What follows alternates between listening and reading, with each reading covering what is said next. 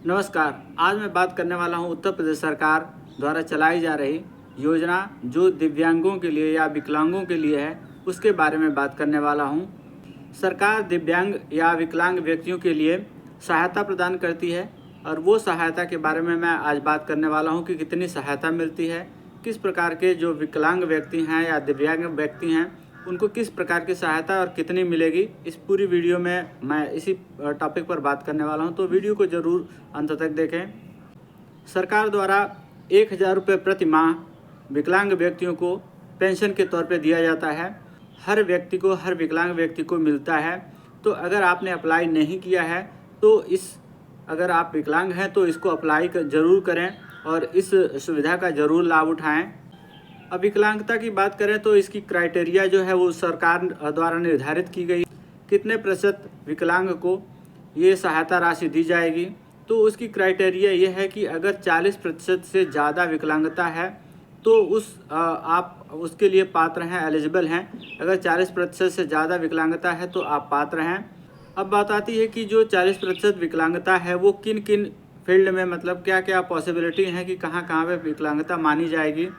तो इसमें शारीरिक, मानसिक, श्रव्य, इन सभी चीज़ों को इंक्लूड किया गया है। अगर इसमें से किसी में भी जो 40% या उससे ज़्यादा की विकलांगता पाई जाती है और सर्टिफिकेट आपने बनवा रखा है तो आप इसके लिए एलिजिबल हैं, पात्र हैं, आप अप्लाई कर सकते हैं और इस सहायता राशि को प्राप्त कर सकते हैं।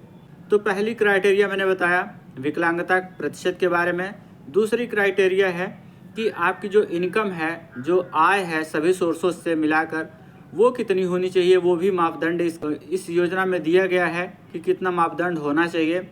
उसके लिए अगर जो टोटल इनकम है साल की माना जाए तो टोटल इनकम या टोटल सालाना आय जो है वो लगभग 46,000 रुपये से कम होनी चाहिए, तो आप इसके लिए पात्र हैं। ये जो 46,000 रुपये है वो है जो लोग गांव में रह रहे हैं, ग्रामीण क्षेत्रों में रह रहे हैं, उनके लिए क्राइटेरिया दी गई है। लेकिन जो लोग शहरों में रह रहे हैं उनके लिए 56,000 रुपये सालाना है। जिनकी आय 56,000 रुपये वार्षिक है या उससे कम है, वो लोग इस योजना का लाभ उठा सकते हैं, वो लोग इस योजना के पात्र होंगे। थर्ड क्राइटेरिया है कि जो विकलांग व्यक्ति हैं वो उत्तर प्रदेश के निवासी होने चाहिए। ये उत्तर प्रदेश की स्कीम है तो ऑब्वियसली उत्तर प्रदेश का निवासी होना चाहिए, उनको ही ये इस योजना का लाभ मिल सकता है। फोर्थ क्राइटेरिया दी गई है आयु से संबंधित, यानी जिनकी उम्र 18 वर्ष से ऊपर है, ज़्यादा है, वही लोग इस योजना का लाभ ले सकते हैं। तो ये जो चारों क्राइटेरिया दी गई है, अगर आप इन चारों क्राइटेरिया को फुलफ़िल करते हैं तो ही आप इस योजना का लाभ उठा सकते हैं और तभी आप इस योजना के लिए पात्र होंगे। आवश्यक दस्तावेज की बात करते हैं कि क्या क्या आवश्यक दस्तावेज लगेंगे, क्या क्या डॉक्यूमेंट्स लगेंगे।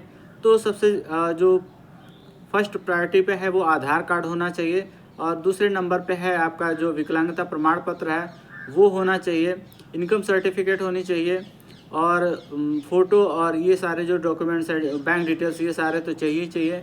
तो ये इतने सारे डॉक्यूमेंट्स हैं, जैसे आधार कार्ड हो गया, विकलांगता प्रमाण पत्र हो गया, इनकम सर्टिफिकेट हो गया और निवास प्रमाण पत्र हो गया कि आप उत्तर प्रदेश में रह रहे हैं, उसका निवास प्रमाण पत्र होना चाहिए, मोबाइल नंबर होना चाहिए, फ़ोटो होना चाहिए और बैंक डिटेल्स होनी चाहिए। ये सारी चीज़ें अगर आपके पास हैं तो आप इस योजना के लिए अप्लाई करें और इसका लाभ ज़रूर प्राप्त करें।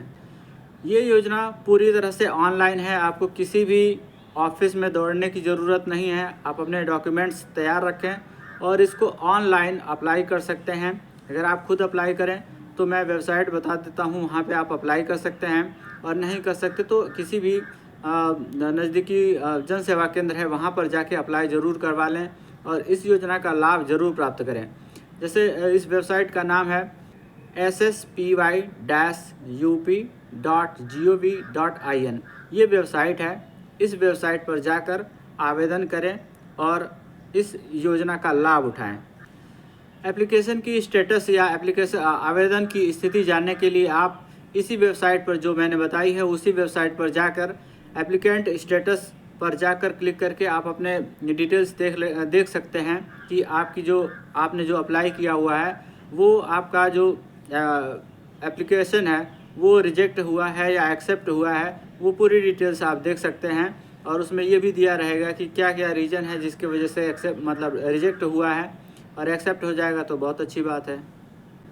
तो धन्यवाद वीडियो देखने के लिए। अगर कोई जानकारी और चाहिए तो आप वीडियो में कमेंट कर सकते हैं, हमारे चैनल को लाइक कर सकते हैं, सब्सक्राइब कर सकते हैं। Thanks again.